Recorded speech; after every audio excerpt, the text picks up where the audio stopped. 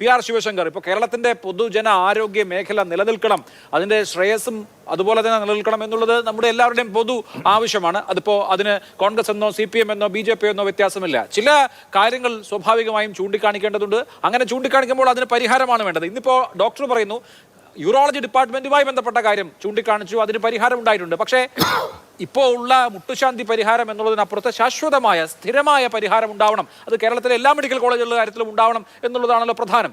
അപ്പോൾ ആ നിലയ്ക്കുള്ള നീക്കമാണോ അതോ ഇത് പറഞ്ഞ ആളെ ക്രൂശിക്കാനുള്ള നീക്കമാണോ ഇപ്പോൾ നടക്കുന്നത്? എന്ത് തോന്നുന്നു താങ്കൾക്ക്?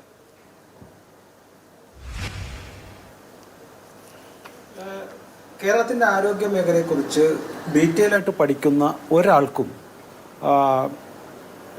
ഇത്തരം ആരോപണങ്ങളെ നിസ്സാരവൽക്കരിക്കുവാനോ അത് ഒരു വ്യക്തിപരമായ ആരോപണമായോ രാഷ്ട്രീയ ആരോപണമായോ കാണാൻ സാധിക്കില്ല. ഞാൻ ചെറിയ കുറച്ച് കണക്കുകൾ മാത്രം പറയാം.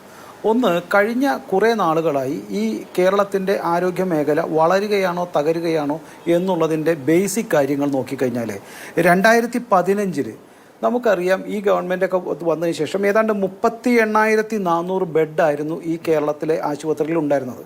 ഇന്ന് ഇപ്പോൾ 2025 ആയപ്പോഴേക്കും അതിൻ്റെ 38,525 ബെഡായിട്ട് മാത്രമേ വളർന്നിട്ടുള്ളൂ. 525 ബെഡുകളാണ് അഡീഷണലായിട്ട് കൂടിയേക്കുന്നതാണ് സംസ്ഥാന സർക്കാരിൻ്റെ കണക്കുകൾ തന്നെ പറയുന്നത്.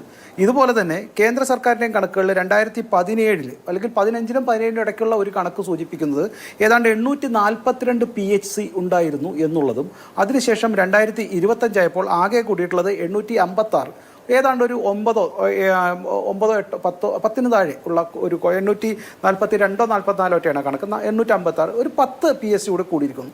ഇത്തരത്തിലുള്ള ഒരു വർധനവ് സംസ്ഥാനത്തെ പോപ്പുലേഷൻ വർദ്ധനനുസരിച്ചിട്ടോ അല്ലെങ്കിൽ ഇവിടുത്തെ GST മറ്റേ വരുമാനങ്ങൾ വർദ്ധനനുസരിച്ചിട്ടോ ആരോഗ്യ കേരളത്തിൽ ബേസിക് അമ്യൂണിറ്റീസ് വർദ്ധിക്കുന്നില്ല. ഇത്തരത്തിലുള്ള ധാരാളം കണക്കുകളുണ്ട്.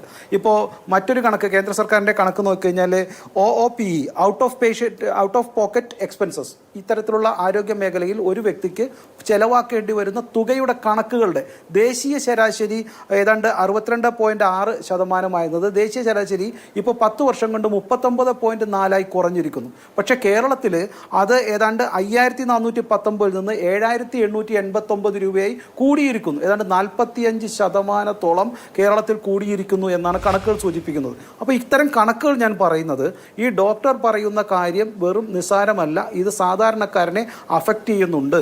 ഒന്ന്. രണ്ട്, ഇപ്പോൾ നമ്മൾ ചർച്ച ചെയ്തതിനേക്കാൾ അധികമായിട്ട് സംസ്ഥാനത്തെ ഓരോ ആശുപത്രിയിലും ഇപ്പോൾ കോഴിക്കോട് ജനറൽ ആശുപത്രി എത്രയോ ദിവസം പൂട്ടിയിട്ടതായിട്ട് മാതൃഭൂമി അടക്കമുള്ള എല്ലാ പത്രങ്ങളും വാർത്ത വന്നിരുന്നു. കുടിവെള്ളം പോലും കിട്ടുന്നില്ല, ചോർച്ചയുള്ള ആശുപത്രികൾ, അതുപോലെ തന്നെ വലിയ രീതിയിലുള്ള മരുന്ന് ക്ഷാമങ്ങൾ നേരിടുന്ന ആശുപത്രികൾ, മരുന്ന് കൂട്ടിയിട്ട് കത്തിക്കുന്ന ഒരു അന്വേഷണം വരുമ്പോൾ കത്തിക്കുന്ന വാർത്തകൾ. ഇത്തരം ആരോഗ്യ മേഖലയെ കഴിഞ്ഞ കുറേ നാളുകളായി ഇവർ പുറത്തേക്ക് കൊണ്ടുവരുന്ന വലിയ കേരളത്തിൻ്റെ നേട്ടം എന്ന് വരുന്ന കാര്യങ്ങളല്ല വാർത്തകളായിട്ട് പുറത്തു വരുന്നത്. അതുകൊണ്ട് ഇത്തരം ഡോക്ടർമാരുടെ ഈ പൊതു രീതിയിലുള്ള പറച്ചിൽ അത് തെറ്റല്ല എന്നാണ് ജനങ്ങൾ മനസ്സിലാക്കുന്നത്. ഇവിടെ കാര്യമായ അപകടം സംഭവിക്കുന്നു. ഇതിന് സംസ്ഥാനത്തെ സർക്കാർ തീർച്ചയായും ഉത്തരവാദികളാണ്. സംസ്ഥാനത്തെ ആരോഗ്യനില മെച്ചപ്പെടുവാനുള്ള കാരണം പ്രൈവറ്റ് ഹോസ്പിറ്റലിൻ്റെ ഇടപെടലാണ്. ധാരാളം ഇപ്പോൾ അതേപോലെ തന്നെ 5000-ഓളം ആശുപത്രിയിലെ ഡോക്ടർമാരെ അപ്പോയിൻറ്റ് ചെയ്തിട്ടില്ല. അതും ഇത്തരത്തിലുള്ള ഇവിടെ ഡോക്ടർമാരുടെ സംഘടന നേരത്തെ ആരോപണം ഉന്നയിച്ചിരുന്നു. അവർക്ക് വലിയ രീതിയിലുള്ള ഓവർഹെഡ് ഉണ്ട്. അവർക്ക് തൊഴിൽ, അവരുടെ മുന്നിലേക്ക് വരുന്ന രോഗികളുടെ എണ്ണം കൂടുന്നു. അവർക്ക് നിരന്തരമായിട്ട് അഡീഷണൽ ഡ്യൂട്ടി വേണ്ടി വരുന്നു. പാരാമെഡിക്കൽ സ്റ്റാഫില്ല. ഇത്തരത്തിലുള്ള ധാരാളം പ്രശ്നം കൂടി വരുമ്പോൾ ഡോക്ടർമാർക്ക് അധികമായി തൊഴിൽ ചെയ്യേണ്ടി വരുന്നു. അവർക്ക് ഭയങ്കര സ്ട്രെസ് ഉണ്ട്. ഒരുപാട് പേര് ലീവിൽ പോകുന്നു. അവർക്കൊക്കെ ഇത്തരത്തിലുള്ള കാര്യങ്ങൾ ധാരാളമുണ്ട്. അതുകൊണ്ട് ഇതൊരു വ്യക്തി പറഞ്ഞ ഈ സർക്കാരിനെതിരെ വടി കൊടുത്തു എന്നുള്ള ആരോപണമൊന്നും പ്രതിപക്ഷത്തിനോടുത്ത ആരോപണമൊന്നും ഒട്ടും ശരിയല്ല. ഇത് കാര്യമായി അന്വേഷിക്കേണ്ടതുണ്ട്. സർക്കാർ കണ്ണു തുറന്ന് പ്രവർത്തിക്കൊണ്ട് ജനങ്ങൾ ഇത് മനസ്സിലാക്കേണ്ടതുണ്ട് എന്ന് തന്നെയാണ് എൻ്റെ വിശ്വാസം.